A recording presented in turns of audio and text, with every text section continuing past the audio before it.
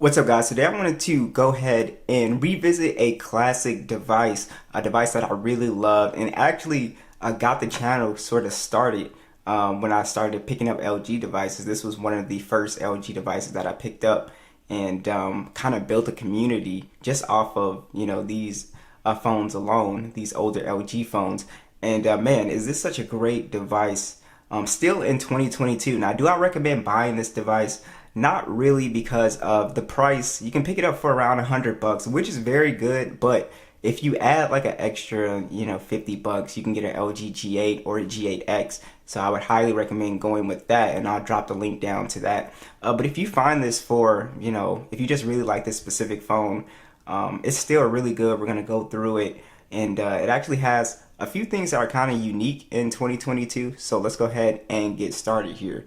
So the LG G7 is still pretty much one of my favorite feeling devices in the hand. I used to say that a lot when I picked this phone up. It's got like a slight, as you can see, like a slight curve to it on the back. You can see kind of curves like that, and it just feels really good. The edges are not sharp, and it's just got that really good feel in the hand. Not only it's not too big and it's not too small, so it's got like a really nice size to it as well too. So I've always appreciated like the feel of this phone, and also the design. This is also one of my favorite colors too. I think the color choices that they have with this phone is really good.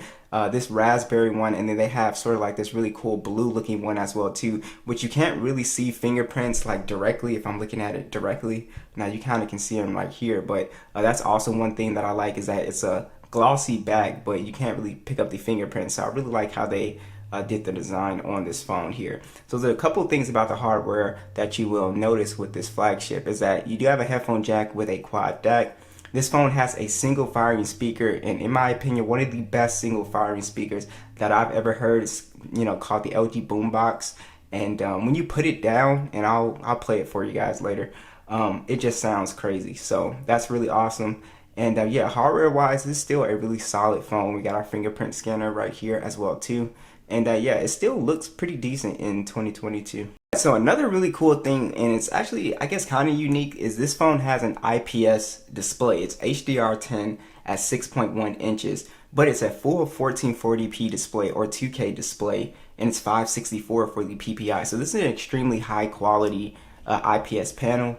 It is really, really nice, as far as people who say that the OLED screens kind of hurt their eyes.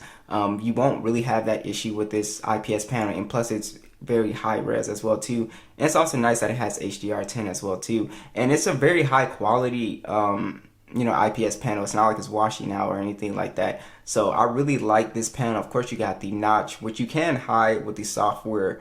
I really like the screen on here. Like I said, the screen size is also pretty good for anybody with smaller hands. If you want something that is like not too big but not too small, I think around the 6.1 to 6.2 inches is pretty good.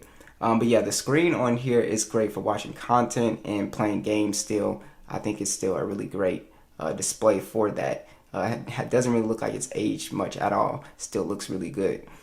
So I do want to go ahead and talk about the specs a little bit more. So this phone has the Snapdragon 845 chip. It also has SD card support, 64 gigs of internal storage, and it also has 4 gigs of RAM.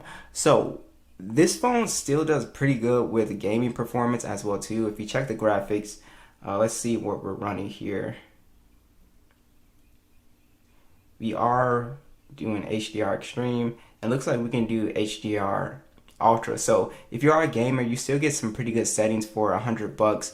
But like I said, if you really want to take advantage of getting great performance for cheap, I would just pay that slight more money and get an LG G8 or a G8X. I think you'd be much happier, because the 855 chip can actually max out games like PUBG. But as far as gaming performance, this phone still does a fairly good job. This phone is running the Android 10. That was the last update that this phone got. And so far, I still kind of use this phone off and on. I just run you can run a security scanner on it as well too, just to make sure you don't get anything, make sure you don't install anything on your phone. But yeah, performance-wise, it's still fast, and it still works really good. So I don't have an issue with the gaming quality on here as well too. Like I said, for $100, this will do better than a lot of your mid-range phones as far as the chip goes. If you look at your Geekbench scores, you can kind of compare it to some mid-range phones, and you'll be able to see what I'm talking about. So just compare those numbers, and you'll kind of see like it'll beat a lot of mid-range and budget phones still. All right, so I do want to go ahead and check out these speakers for you guys so you guys can hear what I was talking about earlier.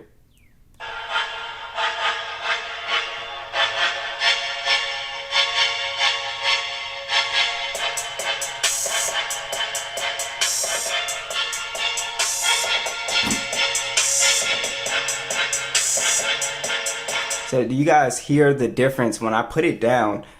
Just crazy speaker quality coming from this one single fired speaker is absolutely amazing. So I'll do it one more time so you guys can hear the difference.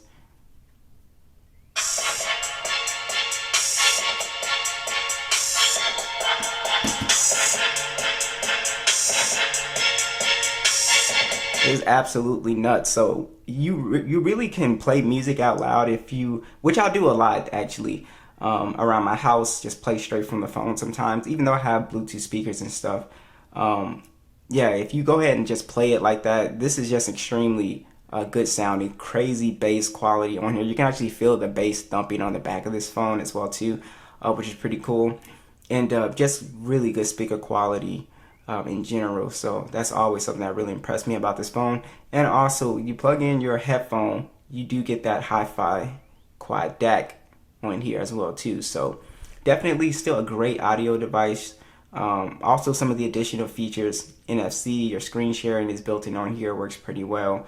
You also have an IP68 dust and water resistant build on here, so you can get this thing wet, it won't break. Fingerprint scanner is also very good on here as well too, so no issues with that. So overall, feature wise, like I said, it's got that really unique feature of having a really crazy sounding speaker along with a great audio setup. So you can really use this as a just strictly audio device, MP3 player, if you really want to. Now let's go ahead and talk about the LG G7's cameras, which are okay in 2022. Definitely, I can see the, it aging for sure, as far as comparing it to like the newer devices.